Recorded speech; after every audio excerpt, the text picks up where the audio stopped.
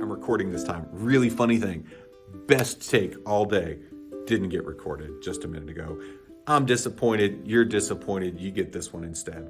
Another thing I'm disappointed about is that I had hoped to be able to bring to you pictures from the demolition of Coble House today and some updated next steps on what is coming in that Project Beacon construction project here on campus.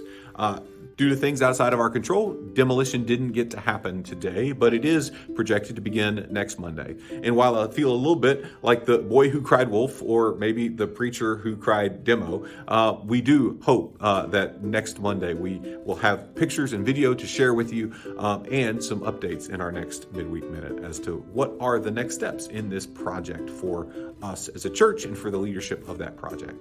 I do want to say today, while I'm disappointed about that, I'm incredibly thankful for you. Our finance committee met last night and we got to crunch some numbers as to how we ended the year from a financial standpoint. We know how we ended the year from a discipleship standpoint. We ended in discipleship as a church that is growing, a church that is thriving with communities that are doing incredible things within the bigger community that is the church. And that kind of spirit continued on the finance side. As many of you know, 18 months ago, we had a moment of financial crisis coming out of the pandemic and in times of uncertainty and pastoral transition. And we have chosen with intentionality to sacrifice, to give, and to make some hard choices to help us bridge from that moment of financial crisis into God's preferred future. In fact, we began to talk about 2023 as the year of the bridge.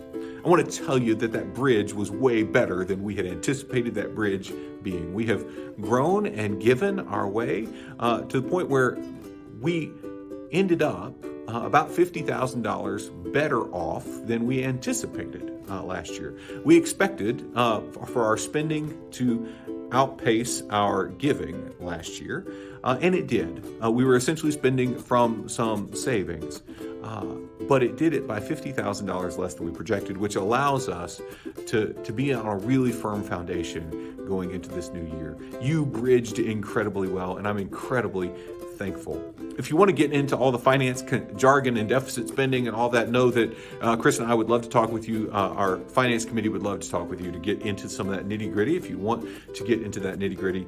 But the big picture is we are incredibly thankful because we are way better off than we projected to be, and we are in a place where as we continue to bridge into God's preferred future, to find our way to the future of hope that God has for us individually and as a community, that things are on really solid footing, and we are incredibly thankful for that.